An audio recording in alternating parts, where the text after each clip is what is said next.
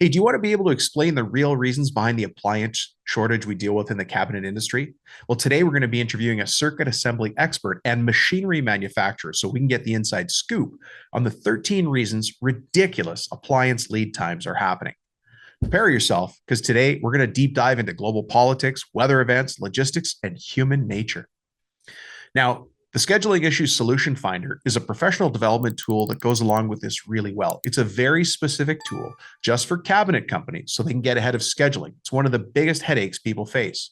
It goes really well with this episode. And if you want a copy of that for yourself, send me a text message while you're watching. It's called the Scheduling Issues Solution Finder. Just text me at 315 903 7853. Right now, let's go over to the studio, learn about the appliance shortage from Mike Konrad.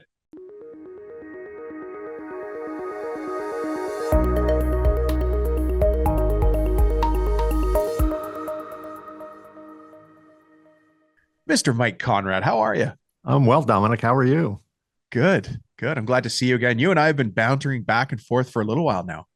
Yes, I was talking to you about being a guest on my show, and you asked me kind of like a side question, like, Yeah. "Hey, what's going on with this?" And I started explaining what I knew about it, and the next thing you know, you're like, "Okay, you got to come You're on going to be the on my show." show. Yeah, Yeah. yeah, exactly. So I'm happy to be sitting on this side of the microphone. It's not often I get to do this. So Yeah. Well, you could judge me as everybody else is. How did he do in that interview? you're Yeah. doing fine so far. So Right. far, 30 we've set the seconds in. expectations low. Yeah. You know what I like to be is I like to be the I got a guy, Yes. right? Because I don't have all the answers. I'd never claim to. Right. But people often call me and they're like, Dom, do you know somebody who XYZ? And I'm like, I got a guy. I Yeah. got a guy.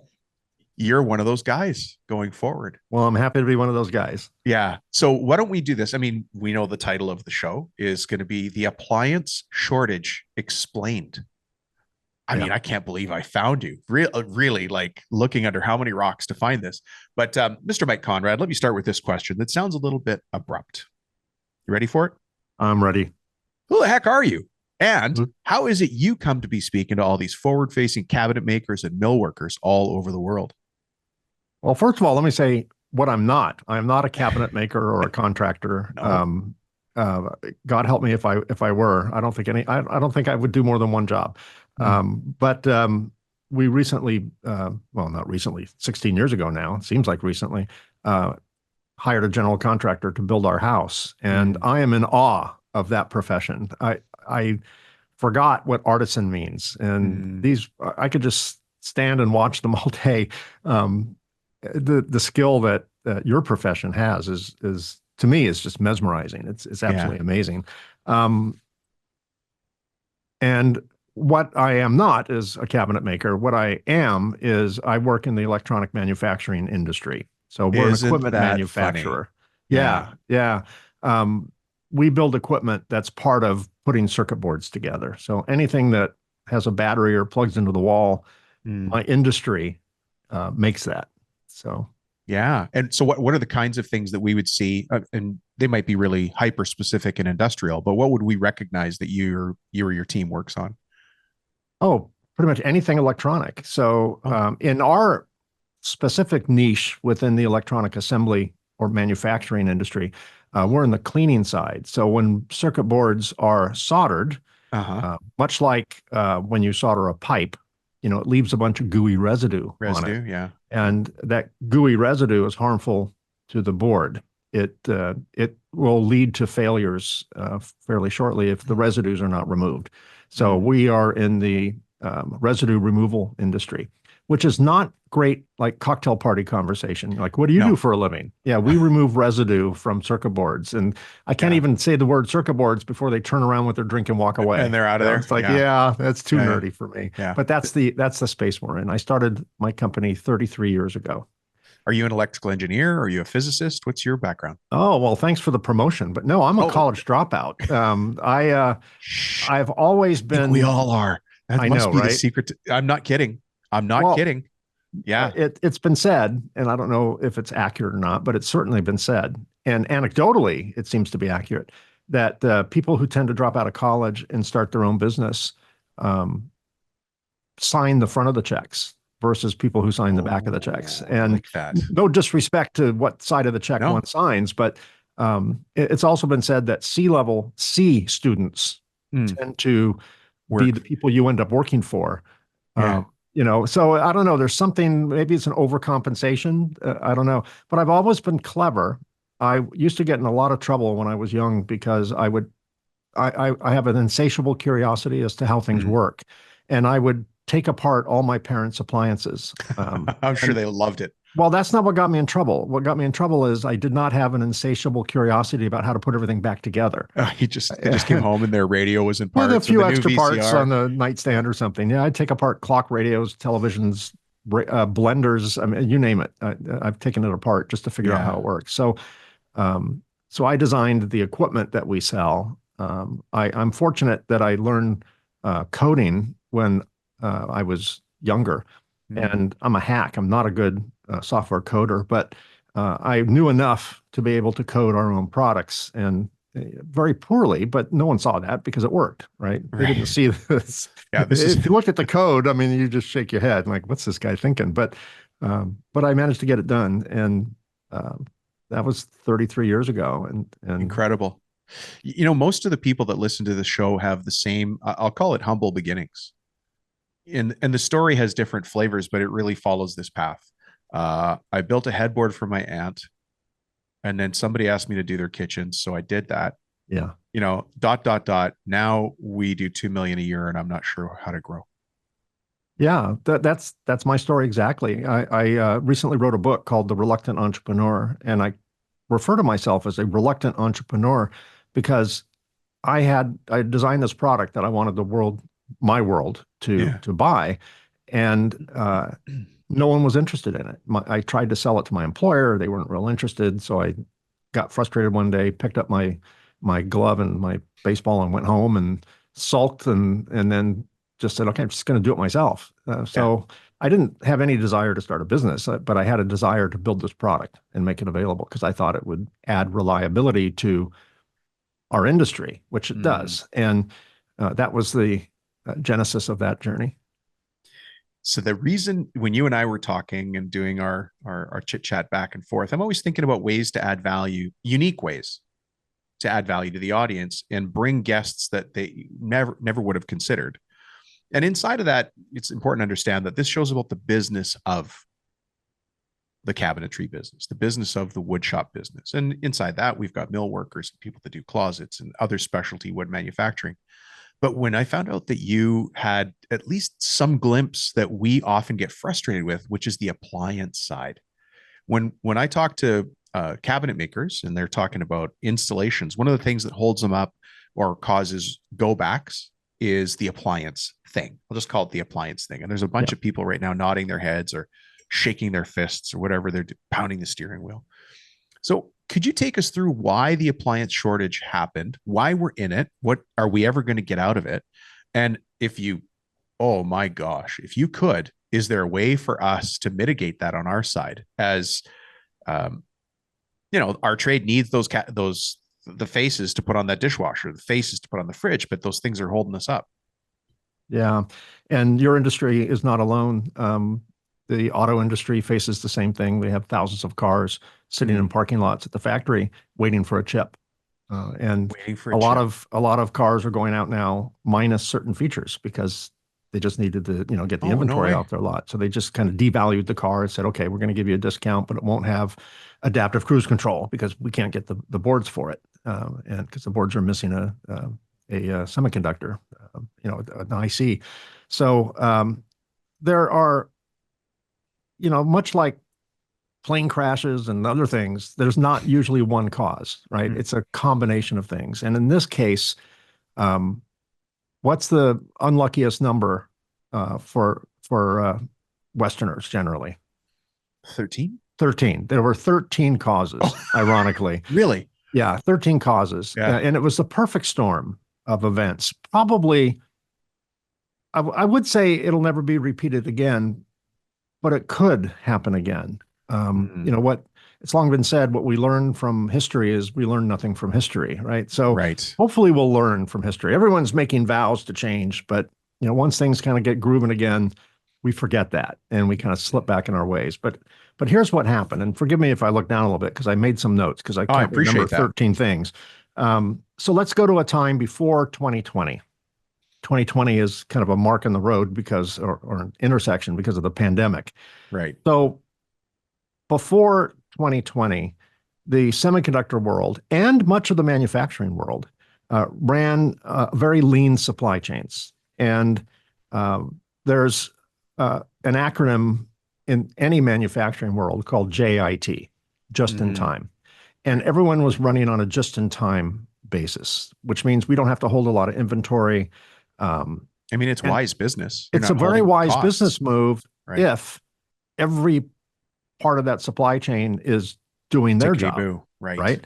Because we rely on, we need stuff tomorrow, so we order it the day before, and we assume that they have it, a small supply that, and so everyone was working on a JIT basis, and just in time kind of came from originally the Toyota in the 60s and 70s. You're talking to the people who love the Toyota way more than probably any other industry Yeah, other than it's a automotive. whole manufacturing protocol, and JIT kind of stemmed from that. I don't know if they were the originator of it, but they certainly perfected it. And they controlled their supply chains quite well, as the auto manufacturers typically do. So everyone's running a JIT type program, but obviously one small, chip in the armor, and that can be messed up. And then again, before 2020, we started seeing this dramatic rise in demand for semiconductors. Well, why? We've had computers for, since we were born, of some sort. Well, not since I was born, but maybe for some of your audience, computers came out. But we've had electronics since before we were born. So what happened? 3 letters, another acronym. Our industry, by the way, is overly acronym saturated, right? Okay. I'm sure the cabinetry business has the same thing, but and it's called IoT, Internet of Things. Of Things, yeah. Which is a bizarre name. When that name first came out, I couldn't understand. Internet of Things. Could you come up with a better Isn't there name? a D missing? No, just Internet of Things. I know. And IDIOT. Yes. Sorry. Oh, very good. Oh, you're quicker than me. I could not resist. Yeah. Well, it seems like an IDIOT may have thought about that term, but it really, I guess it's a fitting term because things is a very broad description. So what IoT is making otherwise static devices connected devices. So an example of IoT would be a refrigerator that has cameras in it that sends stuff to the cloud. So you could be at the grocery store and look in your fridge and see if you have milk, right? Right. Or scan a barcode and it keeps an inventory of what's in your fridge and expiration dates and all that stuff. So that's Internet of Things. And there's thousands of examples of implementation of IoT. So as that technology started to spread, as the appliance industry started to connect their appliances to the cloud via Wi-Fi and all that, the demand for chips started rising rather suddenly, and no one really saw that coming because IoT just seemed like it's a gimmick. It'll pass. It's a fad. I have to admit, I still don't understand why I need a smart enabled dishwasher. Oh, yeah. I describe IoT as the process of putting electronics in things that don't need them, just because we can. And electronics are cheap. So, if Samsung can get an extra $500 for putting some connection, to the internet in their product, then they can get $500. It costs them, $200 to make that feature, and they get more for it. It's a value added. So suddenly the production demands went up, or the consumer demands went up. At the same time, within the semiconductor world, the people who make the chips, out of sand, basically, it's a silicon material, they started consolidating.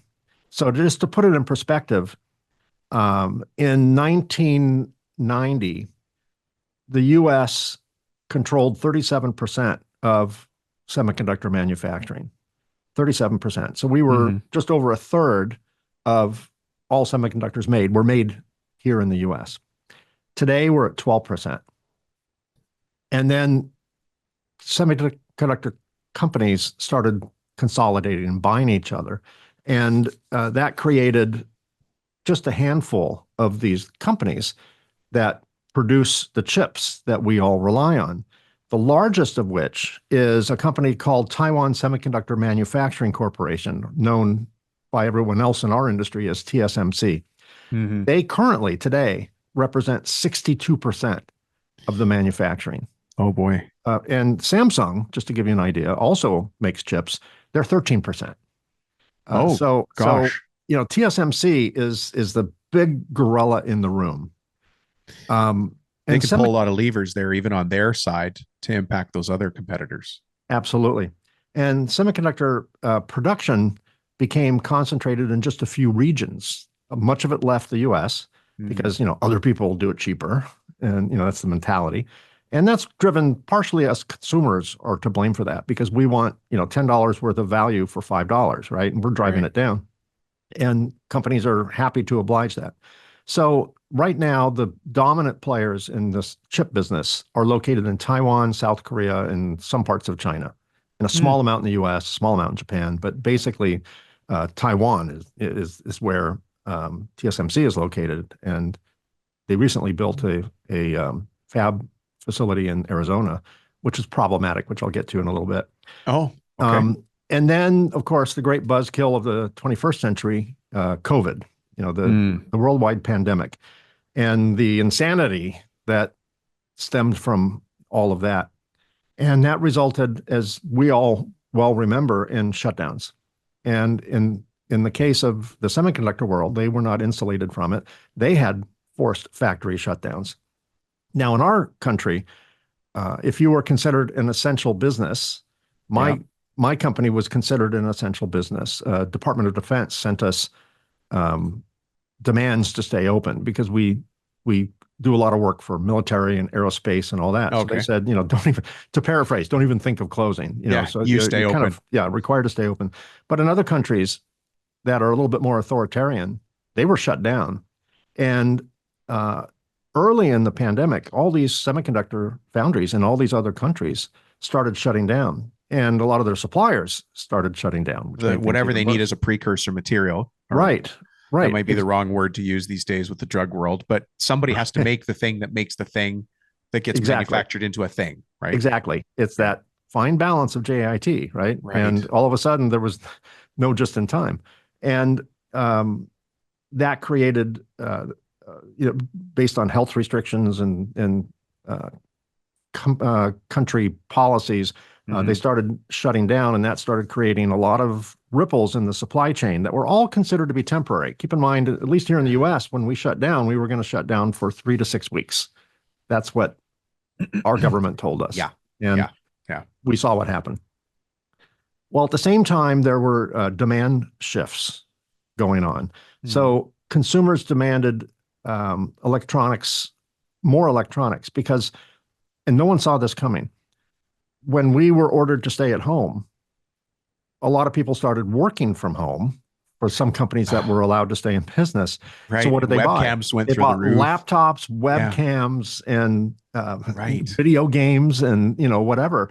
And electronic sales boomed, and that put an already strained level of stress on a damaged supply chain, and it made it 10 times worse, if not more. Gosh.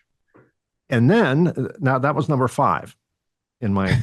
That was, I got to tell you, 13. I feel like I'm in the middle of a Netflix special right now. Right. Yeah, this is great. Yeah. Now, number 6, production cuts in appliance manufacturers. Appliance manufacturers decided, kind of in a knee-jerk fashion, well, everything's shut down, the economy is going to tank. Oh, right. Nobody's going to build new homes or reno. They had a certain cadence, they had a certain production, volume that they were doing.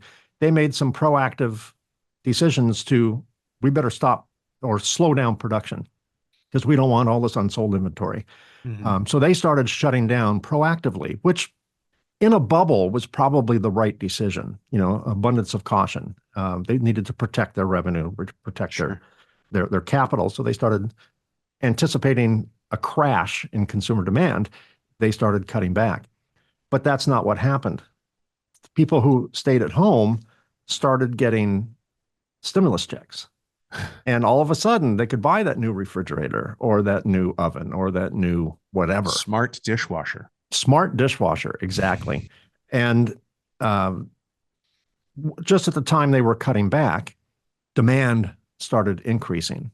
But of course, with these big companies, with the Whirlpools and all their subsidiaries, KitchenAid down to Maytag and Samsung and all the other brands, um, LG and all those, they're like giant battleships. They just can't turn on a dime. They just can't like turn back on production.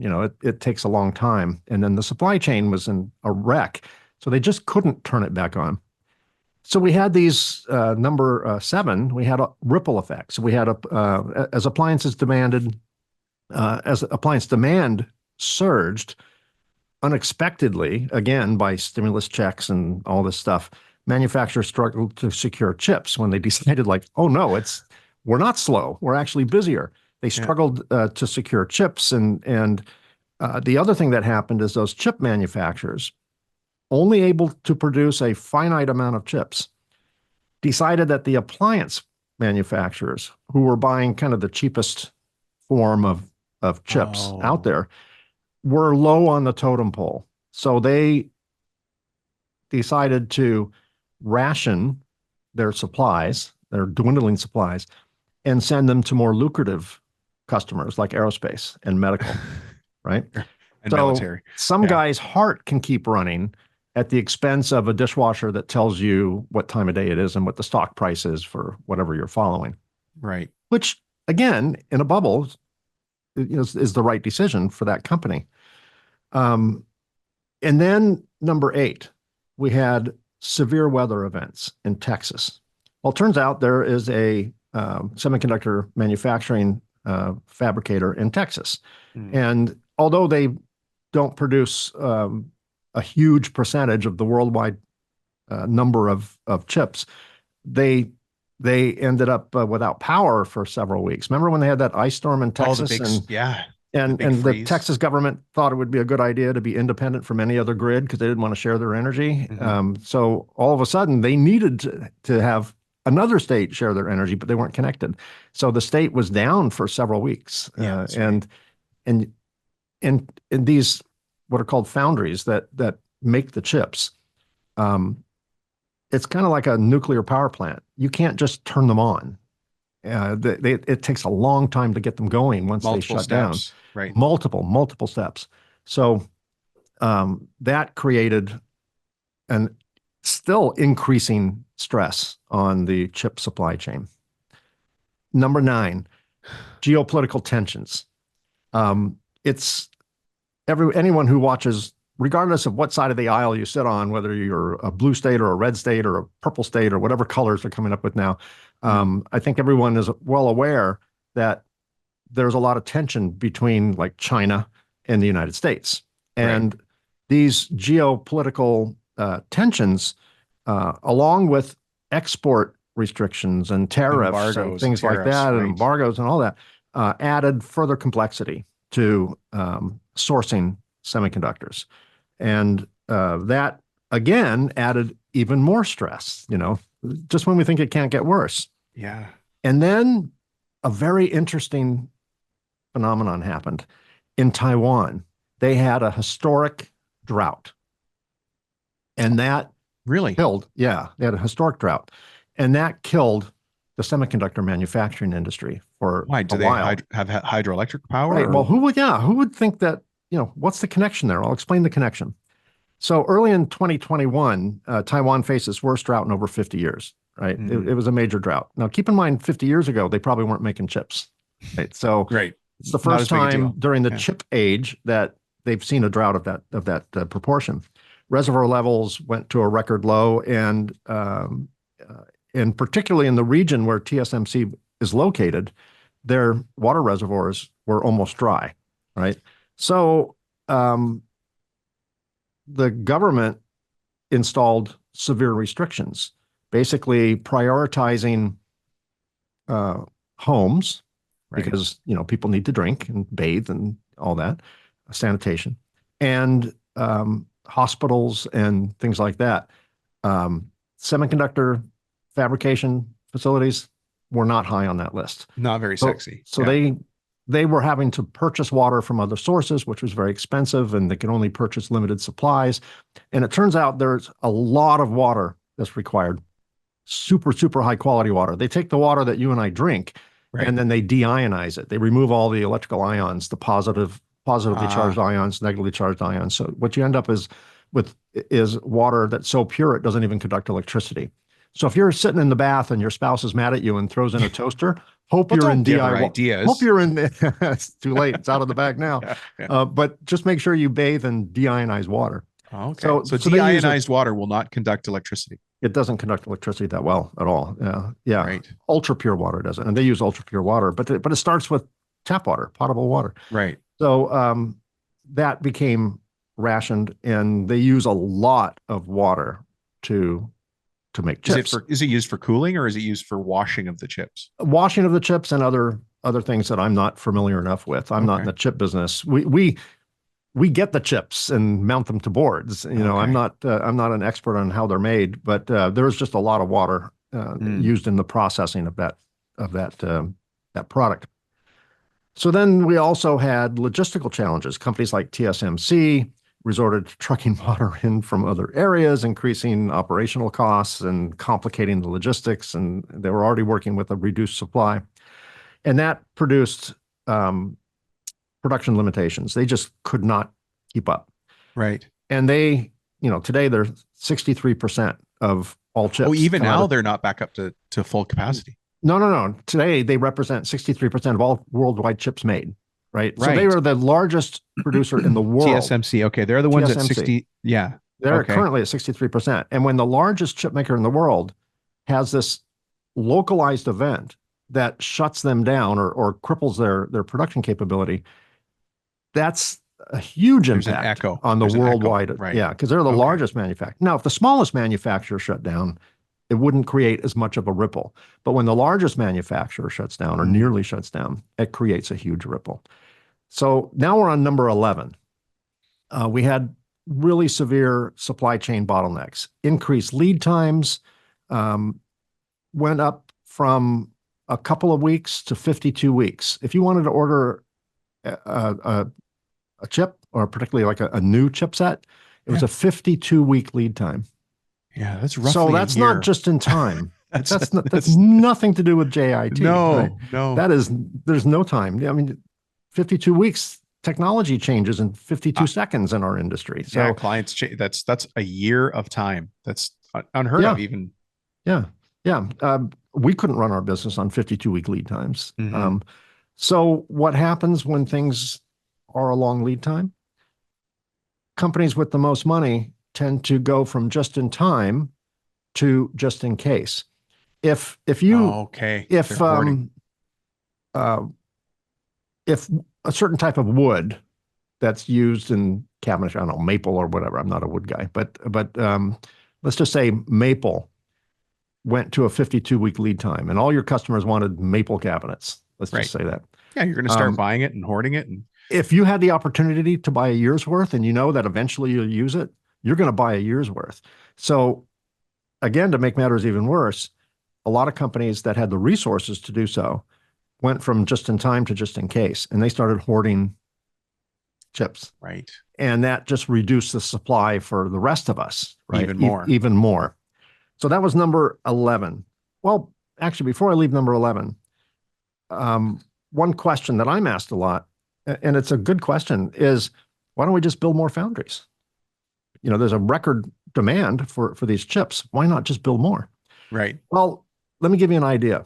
Let's assume tomorrow we said, okay, we're going to build more chip manufacturing sites. We're going to put a shovel in the ground tomorrow. The initial planning and permitting, these are complicated facilities. These are labs, right? Like they're scientific labs. Very scientific, and it's a very intricate process. It's super impressive. It's way more than rocket science. So the initial planning and permitting, the average time it takes between 1 and 2 years before the shovel goes in the ground. So we couldn't put a shovel in the ground tomorrow. But as soon as we could do, if we said, okay, we have the money to do it, we'll be will be 1 to 2 years just for the permitting and planning. Construction of a semiconductor plant takes about 2 to 3 years. It's super complicated because of all the infrastructure or the water pipes, Right. gas pipes, all this stuff you have to do, site prep, all that. Basic installation of the equipment. How long do you think it takes to just install the equipment? Are we talking about the lab furniture? Because the people listening to this show know that, but you're talking about the specialized. Yeah, the Uh, equipment that someone else makes that gets yeah. installed. Gee, I could 3 months. Yeah, 1 to 2 years.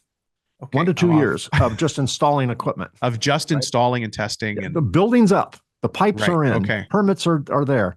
Just installing the equipment is 1 to 2 years. Then it has to be qualified. Like when Boeing or Airbus releases a new commercial aircraft, they have to go through certifications and flight tests and all this stuff. Yeah. Similar, but different in the chip world. The average time it takes for qualification to make sure they're producing good chips and calibration and ramp up is 1 to 2 years. Another 1 to 2 years. So One, we're, one to I'm two just years. doing a So rolling total here. We're at about 4 years right now with what yeah, you've just yeah, described. yeah. And I gave ranges on all these. So if you look at the extreme ranges on all those steps, the average time to build one of these plants is 4 to 7 years. 4 to 7 years, which means Gosh. we're in 20, as we record this, we're at the very end of 2024. Right. So we're 4 years into the pandemic, almost 5 years into the pandemic, which means if day one of the pandemic, when the first person got sick, if we said we're going to start building, if we had a crystal ball and we said, oh my gosh, we need to start building foundries, we wouldn't even have the first ones online yet, right? I Gee. mean, so you can't just build your way out of it for a current problem. Now, number 12, and I kind of alluded to it earlier, the prioritization issues. And that's Right. where the suppliers decided to, within certain countries, there were some, I don't know if it was law, but it was certainly expectation that you're going to serve everyone in our country first and Sure. then take anything extra and send it out. Right. And I understand that because a lot of the chips are used for national security reasons and things like that. So, okay, I get that. And then number 13, lucky number 13. Here it is. I feel like we should have an ominous drum roll. And I kind of alluded to it too. The industry switched to just in case. That was it. I kind of threw that in there earlier, but that's an actual separate event. The industry went from not wanting to have any extra inventory more than necessary to having as much inventory as possible. And there was enough companies with enough capital to be able to do that. So what have we learned from this? Yeah. Right? It's really easy and not easy. So from a 30,000 foot view, we need to make sure that the plants that are producing these things have an abundance of the resources like water To do it. Right. to do it, right? I mentioned earlier that TSMC just built a facility in Arizona. You've been to Arizona before, I assume. I have. Yeah. It's the surface of the sun. It's the surface of the sun, and there's not a lot of organic water supply there, right? Oh, So I live see in what you're Southern talking about. California. We steal all our water. There was a arrangement made before the turn of the last century where we signed contracts or made agreements, and we basically steal all of our water in Southern California because we're pretty much a desert from the Colorado River. Right. And Lake Mead, Lake Havasu, Lake Powell, that's ours. Thank you very much. Even Arizona doesn't get to use much of it. It is all in Arizona. We get it all. We could never do that today. The environmental rules and expectations wouldn't allow us to do that. And then somewhere on the strawberry podcast, they'd be talking about how all the water was taken and they can't grow strawberries. Yeah. Right. Or almonds. And, we grow almonds in California and they're the most water hungry crop. And you can grow almonds anywhere, but I don't know. It just doesn't make sense. We could talk about that forever. So we need to make sure beyond water management, we just need to make sure that if we're building these plants that take 4 to 7 years to build and cost billions, multiple billions of dollars to build, that we do so in an area that's maybe not so prone to earthquakes like Fukushima in Japan, not so prone to water shortages like Arizona, like in Taiwan, or Arizona, all of that. And then we need the second thing we need, and kind of final thing we need, I think, is supply chain diversification. The US, and if you were Canadian, if your viewers or listeners are in Canada, let's say Canadians, or fill in the blank on the country, if that's where you are, build there. Control the environment. Right. Have your own source of supply. I mean, they talked about this with medical equipment as well, just the difficulty in getting masks. Yeah. And, nobody was making masks locally, or not. Right. Not because nobody, there's no money in it. enough. Right. Yeah. And a lot, I think, comes down, it starts with the consumer. We have a policy at my company. We're an equipment manufacturer, and we have a policy that is a buy local policy. So I'm in California. So our rule for our buyers is source from California. Well, Mike, it's not available in California. Okay. Source from the US. Right. Well, Mike, it's not available in the US. Okay. Source from North America. That's Mexico, United States, Canada. Yeah. Well, it's not available there. Okay. Then just get it wherever you can. So, our machines are all operated by computers, and I don't think there's a single computer manufacturer in the US. So we have to buy them. We have to buy brands that are overseas brands. But even then, we make sure we buy it from a US distributor. We'd never go direct, because right. So that there's some, I want some trail of responsibility somewhere in the US. And I want some family to be fed, based on what we're buying, not that there's any less value in Chinese families, or Mexican families, or, fill in the country, but start at home and then go broad. I think but to do that, if you went on Amazon and said, I want to buy a widget, and then you looked at where they're made and you said, okay, I'm not going to buy anything that's made overseas, you're probably not going to do a lot of buying. You're not going to buy anything. Yeah. Ultimately. Right. So, and I think the reason is because consumers are demanding cheaper and cheaper prices, unrealistic, cheaper and cheaper prices. And the corporations, they're not moral or immoral, they are amoral. They don't follow any particular compass, except they have a duty to their shareholders, and they do what the customer wants. Okay.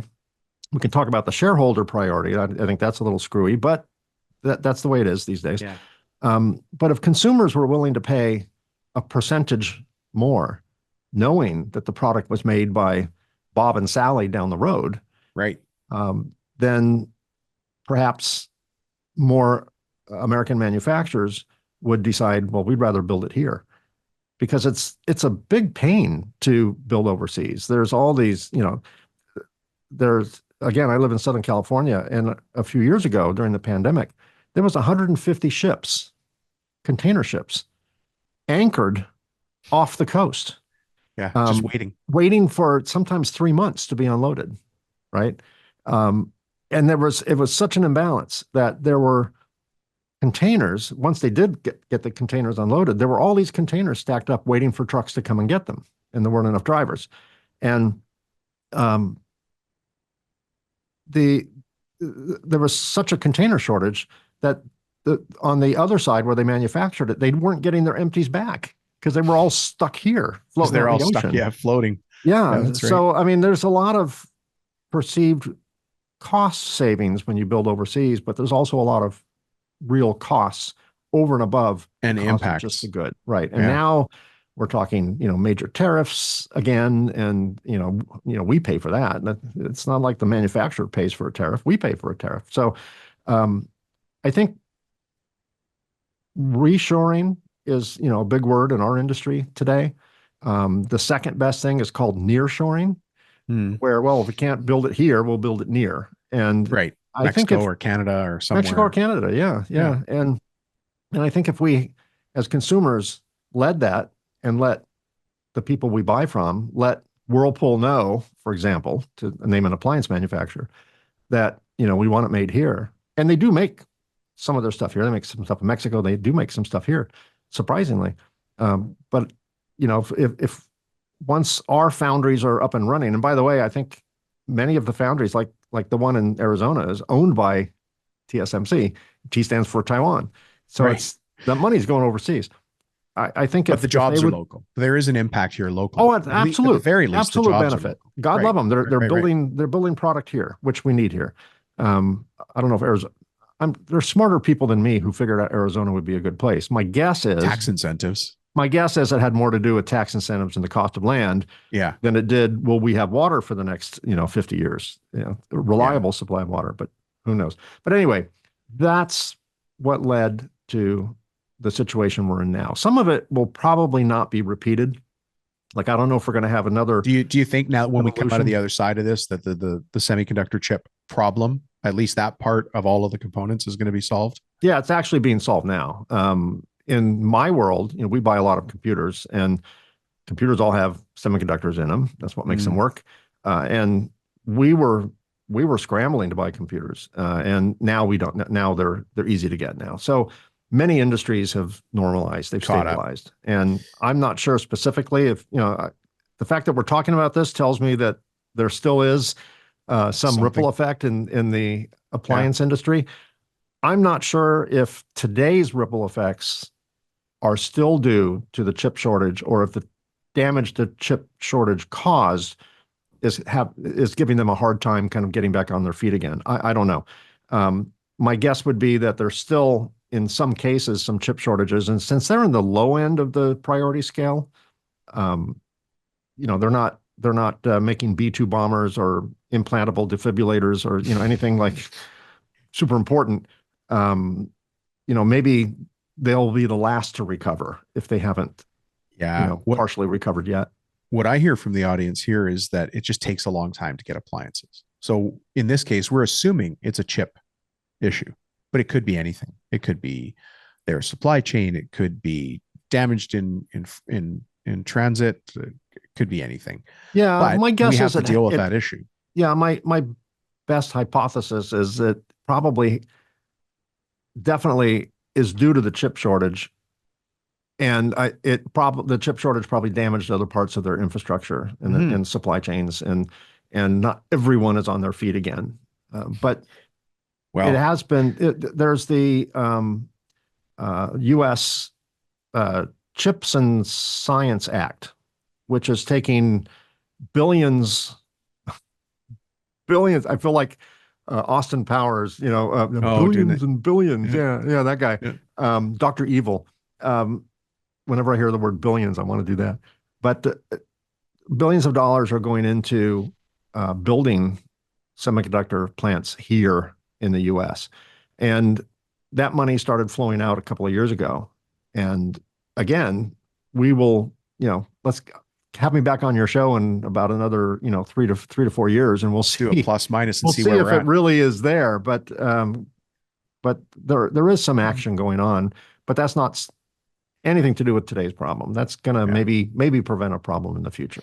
It's been a problem in other industries as well. And ammunition has been in short supply. Yeah. I know we're not here to talk about that, but I have not been able to buy 410 shells at a reasonable price. I think the last time I found them, they were $80 a box. And I thought, you know what? The grouse and the rabbits can live another day. We're going to switch to a 22. Yeah. My son-in-law was telling me that he recently bought a 22. And I'm like, why a 22? He goes, well, he goes, there's no shortage of those bullets, a 45 or a 9, those are still in short supply. And I remember at our local store, Outdoor World, I don't know if that's national. They sell a lot of things from fishing lures to guns. You couldn't buy a gun. The wait was, you talk about a waiting period. It had nothing to do with the waiting period. Yeah, you just couldn't get the product. Whatever 1 week waiting period or however long the waiting period is, and then it was another 6 weeks or 3 months to get the gun in.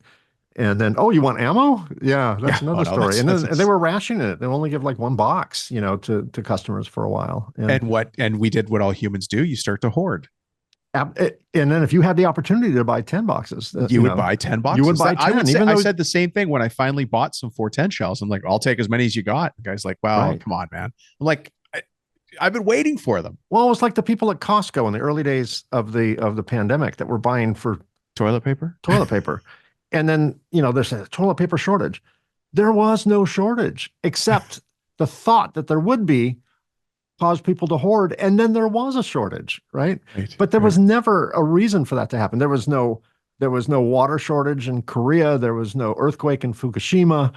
There was there was only increased demand. Yeah. And uh, I saw a meme back in a few years ago, back in those days, when remember the news talking about the murder hornets, these Right. super Yes. aggressive, very Yeah. large, Yeah. really bad bees that were the Yeah. most painful bite or sting you could ever get. I saw a meme that said, "Murder hornets are coming. How much toilet paper do I need to buy?" Because they're coming. We got to. They're Yeah. coming, yeah. Yeah. But Anytime there's a concern, something else, the ripple effect impacts something else. yeah. So we have a combination of stupid people tricks and human nature and weather phenomenon and then the completely um, unnatural event that occurred, which is all these governments deciding it would be a wise idea to shut down the economy. And the Yeah. economy, the world economy we have today, did not start up yesterday. No, it's an evolution of. It is hundreds, if not thousands of years of evolution. We have, I mean, you have to go back to the caveman days to live in a time when there was no economy, right? And we've never had no economy. We've had regions that have had no economy for a short time, but never the whole world. And when the decision was made to shut the world down from an economic standpoint, I don't think anyone realized the complexities of turning it back on. Yeah. Because imagine 10 people in a circle, each one builds something, and each one needs supplies from the next one. And all 10 Right. people say, okay, on the count of three, we're all going to start production. 1, 2, 3. And then, Mike says to Dominic, okay, I'm ready to start production. All I need are cabinets to start production. And then Dominic says, great, all I need is wood. And then the wood guy goes, all I need is I need is glue be and able to resin. cut lumber, Yeah. whatever. Yeah. And no one can start because no one can start. And I think one of the lessons learned is if there's some world calamity, or pandemic or whatever, think twice, think 10 times before Shutting shutting everything down that down. economy, because it's going to be, I mean, in some cases, decades before things get back to normal. Mike, this has been incredible. Honestly, it felt like a Netflix special. There But you go. the question we get quite Streaming often for from free. Yes. yeah, but we get this question from frustrated homeowners or frustrated builders who like, how come it's taken so long to get that stove, that fridge? The pandemic was ages ago, but now at least we've got a little bit of reasoning as to why. We got 13 reasons why, and maybe your visual analogy was the best of 10 people standing in a circle that all need something from the other person. And I was gonna add the person at the very end where you think it would end, would say, well, I need cabinets to store the stuff, and those have to pass inspection before I can start to build. And we can't build the cabinets because you're not open, and we can't build the cabinets. Yep. It's a vicious cycle. It's a catch-22. Right. Incredible. Well, thank you very much for being on here. Well, thanks for inviting me, Dominic. Yeah. Did you ever think you were going to be speaking from your electronics background to architectural mill workers and cabinet makers? No, that's a check mark now. That's something to add to my speaking repertoire. It was on the list. Yes, it was on the list. Yes. So I'm happy to do it. And the ability to talk shop as I know it to a whole different industry is exciting. So I'm glad to shed a little bit of light. I can't solve the problem, but I can certainly explain how we got here. And anyone listening or watching, if this ever happens again, in the future, they can recognize the signs and maybe take corrective action early. We can learn from history, Mike. We can break that trend. We can break that trend. Yes, exactly. Put that meme to rest. Now, you mentioned you wrote a book and you've got your own podcast. If people want to find you, how do we find you or find out more about you? The easiest way to find me is just use my name, Mike at MikeKonrad.com. That's just Konrad with a K. That's the strange thing about my name. Thanks, Dad. And that is my entrepreneurial podcast. That's the show where I interview entrepreneurs like yourself and right. talk about your journey and how easy it was. And, the grass Simple. is greener on your Overnight side. success, man. Simple. Just, Yeah. and how you handle the bucket loads of money that just keep coming in every day. And then on my technical podcast, which is for the electronics industry, that one's called Reliability Matters. And we talk about the reliability of circuit assemblies. And I interview subject matter experts when we go down like super geeky technical rabbit holes and talk about ways to make sure electronics are more reliable and best practices and things like that. And that website is reliabilitymatterspodcast.com. Okay. But what was the Mike entrepreneur Konrad, podcast called? The second podcast? Yeah, the entrepreneur, the one that I'm going to be on. Yeah, the Reluctant Entrepreneur podcast. The Reluctant Entrepreneur. Yeah. And my book that's named after my book. My book is called The Reluctant Entrepreneur. It's about my journey, and it's not a how-to book. It's a how not to book. It's every mistake I have ever made. If you just don't do what I did, you're a guaranteed success. It's every mistake I ever made and everything I learned from every mistake I ever made. Oh, good. Good. You have that wisdom to look back on it with positivity. Yeah, it was a humbling. Yeah, it was like, I don't know. It's like walking to the mall naked. I mean, everything's on display, and it's like I have to show all my frailties and every mistake I've ever made, and stupid mistakes and embarrassing mistakes. But every entrepreneur, I'm sure you've made at least one or two, right? I'm sure you've cut wood in the wrong place from time to time. So it all happens. We all do it, and if we can learn from each other, and maybe someone can avoid a mistake that's been made by everyone before them, then that's what the show's about. Yeah, I love it. Well, Mike, thank you so much for being a guest. It's been incredible having you on here. This is, I challenge myself and I challenge my team to find cool guests that we never thought we needed to hear from. And I think now this gives people perspective, even if they just say, imagine 10 guys in a circle, and this is why your appliances are late. That visual alone will help people. But I know you've helped a lot of people in a lot of other ways as well. Yeah, and you've made my day. You're the first person who's taking someone who's in the residue removal business and used the word cool. I've never had that acronym or that attribute applied to my industry. So thanks. Kids, I'm going to add that. Somebody thinks I'm cool, kids. That. Yeah. I got a cool badge today. Yeah. Yeah. All right, Mike, thanks for being on the show. Thanks for inviting me, Dominic. Thank you. Bye-bye. Thanks, Mike. The key takeaways of this episode was global politics, weather events, logistics, and human nature. Now, remember to like, comment, and subscribe on this. And if you do want the scheduling issues solution finder so you can get into supply chain issues on your own side, send me a text at 315-903-7853 and just say supply chain, and then I'll know which one to send you. There's some related topics that go along with this here on YouTube. Episode 67, way back in episode 67, we had Jason Bader talking about inside the distributor's mind, how to go from credit limits to credit lines. That certainly would have helped a little bit with some of the points that Mike was raising. Episode 99 was $1 million systems other people use. And then episode 173 is how to put systems in my cabinet shop. We did that one with Greg Paolini.